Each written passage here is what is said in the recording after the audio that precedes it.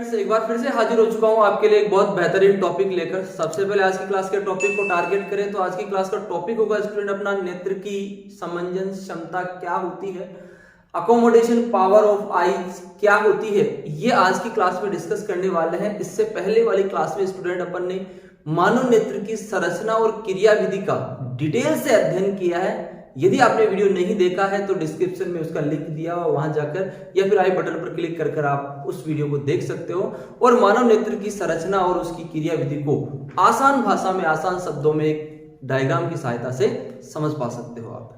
सही है स्टूडेंट? तो यहां पर मानव नेत्र की समंजन क्षमता क्या होती है ये आज की क्लास में डिस्कस करने वाले हैं। मानव नेत्र में समंजन समायोजन की क्षमता कैसे उत्पन्न होती है, किस प्रकार उत्पन्न होती है, क्यों उत्पन्न होती है, क्या कारण है इसका, इन सब क्वेश्चनों का जवाब आज की क्वेश्चन में आपको मिलने वाला है। तो शुरू करते हैं आज की क्लास। मैं हूं आपका फिजिक्स गुरु श्रीराम यादव। फिजिक्स की ऑनलाइन क्लासेज में आप सभी का फिर से हार्दिक स्वागत करता हूं। टॉपिक है अपना नेत्र की समंजन क्षमता क्या होती है। यदि स्टूडेंट बात करें अपन एक स्वस्थ मनुष्य के आंख की, तो एक स्वस्थ मनुष्य के आंख के लिए रेटिना की बात करें, रेटिना क्या होता है, पीछे की क्लास में डिस्कस किया अपन ने। रेटिना मानव नेत्र का सबसे कोमल भाग होता है। मानव नेत्र का सबसे कोमल भाग कौन सा होता है, वो है रेटिना। और रेटिना मानव नेत्र का वह बिंदु है, वह भाग है जहां पर वस्तु का स्पष्ट प्रतिबिंब बनता है। सही है? आंख में वस्तु का स्पष्ट प्रतिबिंब रेटिना पर ही बनता है स्टूडेंट। सही है? तो यहां पर एक स्वस्थ मनुष्य की बात करें तो स्वस्थ मनुष्य के आंख का जो रेटिना होता है वो उस नेत्र लेंस के फोकस तल पर स्थित होता है स्टूडेंट। ये हमेशा ध्यान रखना। सही है? क्या होता है, मानव नेत्र का जो नेत्र लेंस होता है वो नेत्र लेंस उस नेत्र लेंस के मुख्य फोकस पर या फोकस तल पर स्थित होता है रेटिना। इसी कारण जब किसी दूर स्थित वस्तु से आने वाली प्रकाश किरणें नेत्र लेंस पर आपतित होती है तो नेत्र लेंस से अपवर्तन के पश्चात उसका स्पष्ट प्रतिबिंब रेटिना पर बनता है। स्पष्ट प्रतिबिंब रेटिना पर बनता है। जैसे यहां पर डायग्राम में दिया गया, आपको इधर आप देख पा रहे हो, देखो इधर ध्यान से देखो कि यदि कोई दूर स्थित वस्तु होगी तो उस दूर स्थित वस्तु से आने वाली किरणें एक दूसरे के समांतर होगी। ये समांतर किरणें जब नेत्र लेंस पर आपतित होती है तो नेत्र लेंस से अपवर्तन के पश्चात रेटिना आर पर फोकसित होती है जहां पर वस्तु का स्पष्ट प्रतिबिंब बनता है। सही है? आर यहां पर रेटिना है। दूरस्थ वस्तु से आने वाली समांतर किरणें नेत्र लेंस से अपवर्तित होकर वस्तु का स्पष्ट प्रतिबिंब रेटिना पर बनाती है। सही है? ये तो यहां पर दूर स्थित वस्तु की बात है। यदि उस वस्तु को पास ले आए तो यदि वस्तु पास स्थित होती है, जैसे मान लो यहां पर ये कोई वस्तु एन है जो इस नेत्र लेंस के या आंख के सामने स्थित है, उससे नजदीक स्थित है, नियर बिंदु पर यदि स्थित है, तो यहां पर देखो जब नेत्र के समीप कोई वस्तु स्थित होती है तो क्या होता है उस स्थिति में उस नेत्र लेंस द्वारा उस वस्तु का जो प्रतिबिंब है वो रेटिना से आगे किसी बिंदु P' पर बन जाता है। सही है? ये किस स्थिति में होगा, जब नेत्र लेंस को होल्ड करने वाली सिलेरी मसल्स जो होती है वो स्थिर होती है। नेत्र लेंस को होल्ड करने वाली सिलेरी मसल्स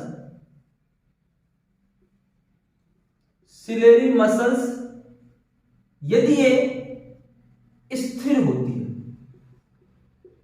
या कह सकते हैं कि शिथिल होती है तो उस स्थिति में मतलब ये नेत्र लेंस पर कोई दबाव नहीं डालती है, स्थिर अवस्था में होती है, शिथिल अवस्था में होती है, तो उस स्थिति में दूर स्थित वस्तु से बनने वाला प्रतिबिंब रेटिना पर बनेगा। तो उस स्थिति में मांसपेशियां, जिन्हें पर पक्षमाभी पेशियां कहते हैं हिंदी में, सिलेरी मसल से पक्षमाभी पेशियां, ये पिछली क्लास में डिस्कस किया अपन ने। तो यहां पर जो पक्षमाभी पेशियां हैं वो शिथिल होती है जब दूरस्थ वस्तु से आने वाले समांतर किरणों द्वारा वस्तु का प्रतिबिंब रेटिना पर बनता है। सही है? यहां पर इस दूसरे डायग्राम में, पहले डायग्राम में यहां पर दूरस्थ वस्तु का हो गया स्टूडेंट। अब दूसरे डायग्राम में भी अपन ने क्या किया, दूसरे डायग्राम में भी उन सिलेरी मसल्स को शिथिल ही रख लिया। यदि सिलेरी मसल्स शिथिल होती है तो उस नजदीक वस्तु का जो प्रतिबिंब है वो रेटिना पर नहीं बनेगा और वस्तु दिखाई नहीं देगी। रेटिना से आगे किसी बिंदु P डैश पर उस वस्तु का प्रतिबिंब बन जाएगा। सही है।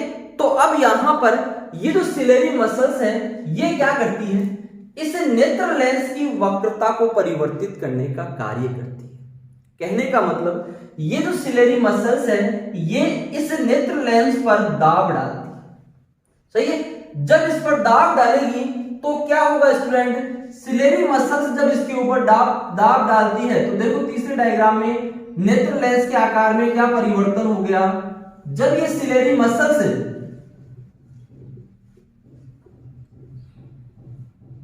क्या करती है, जब ये सिलेरी मसल्स नेत्र लेंस पर दाब डालती है तो नेत्र लेंस जो होता है वो मोटा हो जाता है, अर्थात उसकी वक्रता बढ़ जाती है।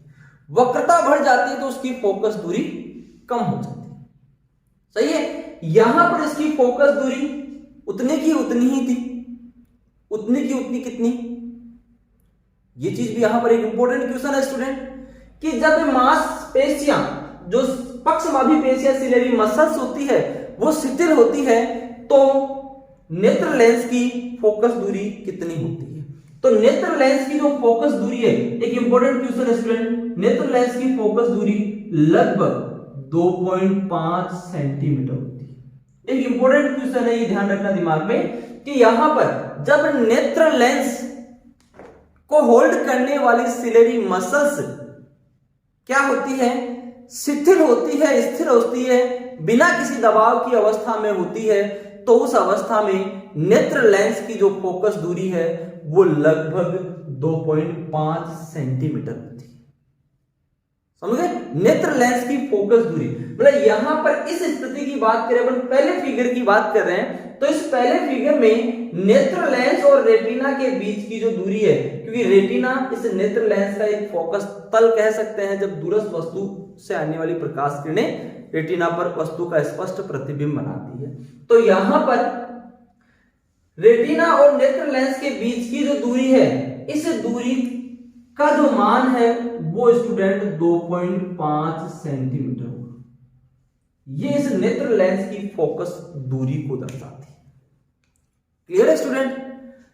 लेकिन यहां पर जब वस्तु नजदीक आ जाती है तो उस स्थिति में नेत्र लेंस की फोकस दूरी कम होगी, तभी उसका प्रतिबिंब रेटिना पर बनेगा, अन्यथा उसका प्रतिबिंब रेटिना से आगे किसी बिंदु पर बनेगा।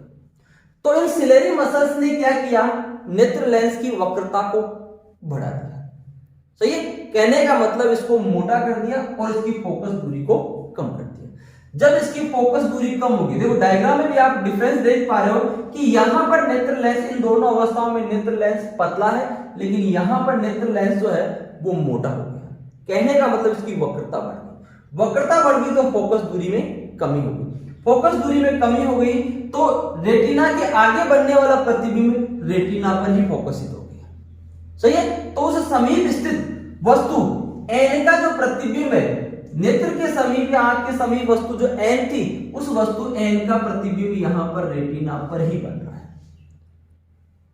सही स्टूडेंट। तो यहां पर देखो इन सिलेरी मसल्स या पक्षमाभी पेशियों द्वारा नेत्र लेंस की वक्रता को परिवर्तित करना पड़ा उस वस्तु के प्रतिबिंब को रेटिना पर प्राप्त करने के लिए। सही है। तो इस आधार पर यहां पर नेत्र की समंजन क्षमता को परिभाषित किया जा सकता है। क्या है नेत्र की समंजन क्षमता से अभिप्राय? इस क्वेश्चन का आसान सा जवाब है स्टूडेंट, क्या होगा कि इन पक्षमाभी पेशियों द्वारा नेत्र लेंस की वक्रता को परिवर्तित करने की क्षमता को नेत्र की समंजन क्षमता कहते हैं। सही स्टूडेंट। दूर स्थित वस्तु होगी, उसका प्रतिबिंब भी रेटिना पर बन रहा है, और समीप स्थित वस्तु होगी, उसका प्रतिबिंब भी रेटिना पर बन रहा है। इन अवस्थाओं में प्रतिबिंब को रेटिना पर प्राप्त करने के लिए इन पक्षमाभी पेशियां सिलेरी मसल्स द्वारा इस नेत्र लेंस की वक्रता को समायोजित करना पड़ेगा। सही है। इसको परिवर्तित करना पड़ेगा। तो यहां पर किसी दूरस्थ और नजदीक स्थित वस्तु का स्पष्ट प्रतिबिंब रेटिना पर प्राप्त करने के लिए पक्षमाभी पेशियों द्वारा पक्षमाभी पेशियों द्वारा नेत्र लेंस की वक्रता को समायोजित करने की क्षमता को नेत्र की समंजन क्षमता कहते हैं स्टूडेंट। तो यहां पर आसान सा क्वेश्चन और उसका आसान सा जवाब, बिल्कुल आसान भाषा में क्वेश्चन था अपना, क्या नेत्र की समंजन क्षमता से क्या अभिप्राय है।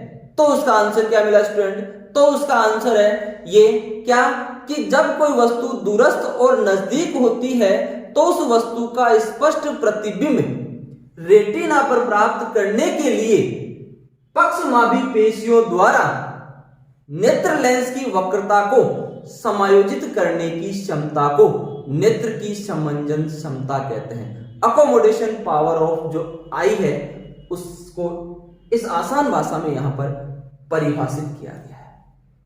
सही स्टूडेंट। अब यहां पर इसमें एक चीज और है, नेत्र के सामने कहां से लेकर कहां तक वस्तु को रखा जाए कि उसका स्पष्ट प्रतिबिंब रेटिना पर बन सके।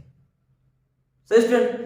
जब कोई वस्तु दूर होती है नेत्र से, जब कोई वस्तु दूर होती है नेत्र से, तो उस वस्तु का स्पष्ट प्रतिबिंब रेटिना पर बनता है।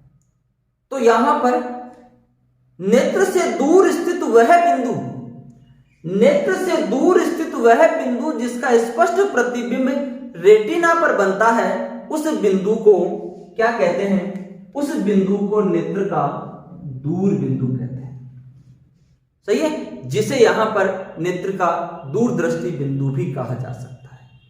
और एक स्वस्थ मानव के लिए, स्वस्थ आंख के लिए जो ये दूरदृष्टि बिंदु है वो स्टूडेंट अनंत माना गया है। दूरदृष्टि बिंदु, दूर बिंदु स्वस्थ आंख के लिए कितना होता है, अनंत होता है। सही है। तो यहां पर उस दूर स्थित बिंदु पर अर्थात नेत्र से स्थित वह अधिकतम बिंदु, वह अधिकतम दूरी का स्थित बिंदु जहां पर स्थित वस्तु का स्पष्ट प्रतिबिंब रेटिना पर बनता है, वस्तु स्पष्ट दिखाई देती है, उस दूर स्थित बिंदु को नेत्र का दूर बिंदु कहते हैं या दूरदृष्टि बिंदु भी कह सकते हैं, जो एक स्वस्थ आंख के लिए कितना माना गया है, अनंत माना गया है। सही है। जब उस दूर स्थित वस्तु को लगातार नेत्र के समीप लाते हैं तो समीप लाने पर पक्षमाभी पेशियां लगातार नेत्र लेंस की वक्रता को बढ़ाती है, अर्थात उसकी फोकस दूरी को लगातार कम करती है। लगातार नेत्र लेंस के ऊपर पक्षमाभी पेशियां ऊपर और नीचे दोनों तरफ से उस पर दबाव डालती जाती है। एक स्थिति ऐसी आती है, कौन सी, एक स्थिति ऐसी आती है कि इन पक्षमाभी पेशियों द्वारा इस नेत्र लेंस पर अधिकतम दाब उत्पन्न हो जाता है। अब क्या होगा, उस अधिकतम दाब की स्थिति तक वस्तु का स्पष्ट प्रतिबिंब रेटिना पर ही बनेगा। सही है। अब यदि यहां पर उस वस्तु को उससे और नजदीक, उससे और आगे बढ़ाकर नेत्र के समीप लाया जाता है तो उस स्थिति में वस्तु का स्पष्ट प्रतिबिंब रेटिना पर नहीं बनेगा।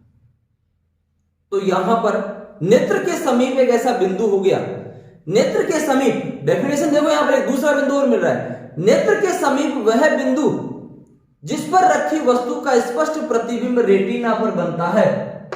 नेत्र के समीप स्थित वह बिंदु जिस पर रखी वस्तु का स्पष्ट प्रतिबिंब रेटिना पर बनता है, उस बिंदु को नेत्र का निकट बिंदु या निकट दृष्टि बिंदु कहा जा सकता है। यह नेत्र का निकट दृष्टि बिंदु कहलाता है, निकट बिंदु कहलाता है। और एक स्वस्थ आंख के लिए इस निकट बिंदु का जो मान है वो लगभग 25 सेंटीमीटर माना गया है। निकट दृष्टि बिंदु स्वस्थ आंख के लिए लगभग 25 सेंटीमीटर होता है। कहने का मतलब अपनी आंख से यदि कोई वस्तु 25 सेंटीमीटर की दूरी पर है तो उस वस्तु को आसानी से देखा जा सकता है। यदि आप किसी किताब को पढ़ रहे हो तो उस किताब को यदि आप अपनी आंख से 25 सेंटीमीटर की दूरी पर रख रहे हो तो उस आंख में, उस किताब में छपे अक्षर आपको स्पष्ट नजर आते हैं। लेकिन यदि आप किताब को 25 सेंटीमीटर से कम दूरी पर आपके समीप ले आते हो तो उस स्थिति में उस किताब में छपे जो अक्षर है वो आपको धुंधले दिखाई देने लगते हैं, क्योंकि उस स्थिति में उनका स्पष्ट प्रतिबिंब रेटिना पर नहीं बन पाता है। तो यहां पर मानव नेत्र के लिए उसका दूर बिंदु अनंत माना गया है और निकट बिंदु 25 सेंटीमीटर माना गया है। इसका अर्थ यह हुआ कि मानव नेत्र के लिए उससे 25 सेंटीमीटर की दूरी से लेकर अनंत के बीच में यदि कोई वस्तु रखी हुई है तो उसका स्पष्ट प्रतिबिंब रेटिना पर बनेगा और वस्तु स्पष्ट नजर आएगी, स्पष्ट दिखाई देगी जब वस्तु 25 सेंटीमीटर से अनंत के बीच में रखी हुई है। वस्तु 25 सेंटीमीटर से लेकर अनंत के बीच की दूरी में रखी हुई है तो उस स्थिति में वस्तु स्पष्ट नजर आती है, उसका प्रतिबिंब रेटिना पर ही बनेगा। Clear student? तो यहां पर नेत्र के लिए ये दो बिंदु हो गया। स्वस्थ मार्ग के लिए दूर बिंदु और निकट बिंदु के बीच की जो दूरी होती है उसे मानव नेत्र की दृष्टिप्रास कहते हैं। रेंज है ये, दृष्टिप्रास या दृष्टि विस्तार इसे कहा जा सकता है। सही है? जो 25 सेंटीमीटर से लेके मानव नेत्र के लिए दृष्टिप्रास, दृष्टि विस्तार कितना है?